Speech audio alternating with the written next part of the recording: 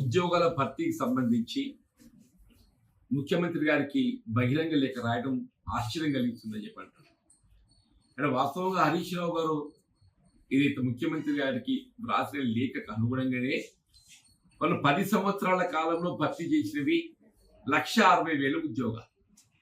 అంటే ఏంటి, సంవత్సరానికి 16,000 ఉద్యోగాలు వాళ్ళు భర్తీ చేసిన ఆన్ యావరేజ్.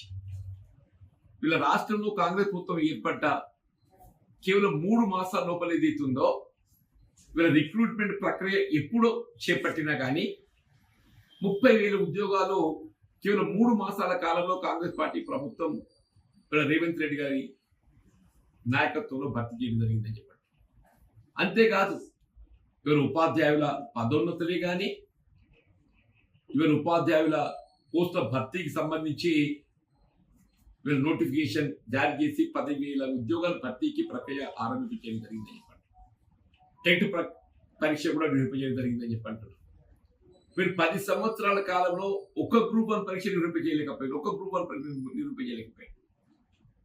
ఇవాళ రాష్ట్రంలో కాంగ్రెస్ ప్రభుత్వం ఏర్పడటంతో గత దశాబ్ద కాలం నిలిచిపోయినటువంటి ఒక గ్రూప్ 1 పరీక్ష ఏకమొత్తంగా 560 పోస్టులకు నోటిఫికేషన్ జారీ చేసి ఇవాళ ప్రిలిమ్స్ ఎగ్జామ్ పూర్తి అయిపోయింది, కీ విడుదల చేయబడ్డది. ఇవాళ పరీక్షా ఫలితాలు వెలువడి మెయిన్స్ నిర్వహింపజేయబోయేటువంటి ఒక సమయంలో మీరు 1:50 కాదు 1:100కు దాని అభ్యర్థులను ఎంపిక చేయాలి అని చెప్పి నాకు ఆశ్చర్యం కలుగుతుంది. Any recruitment process will go according to the notification. Any recruitment process will go according to the notification.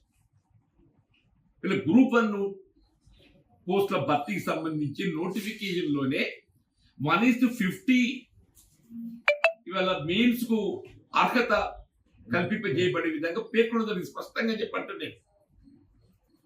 అసలు హరీష్ రావు గారికి వీళ్ళు గ్రూప్ 1 ఉద్యోగాలు భర్తీ చేయాలని ఉన్నదా లేదని అడుగుతున్నాను.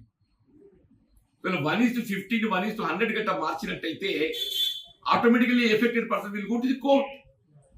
అప్పుడు ఏమైపోతుంది, మొత్తం ప్రక్రియత నిలిచిపోతుంది.